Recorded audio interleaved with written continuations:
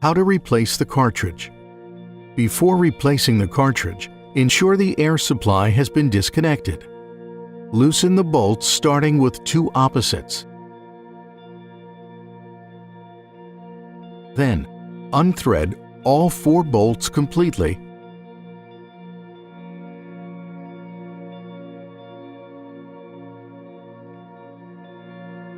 and remove the lid. Remove the cartridge from the body and dispose of responsibly. Take a new cartridge, remove it from its bag, and place it into the body. Replace the lid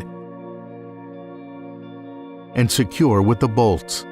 Note, tighten 2 opposite bolts first to ensure even pressure is applied over the lid and you have a perfect seal.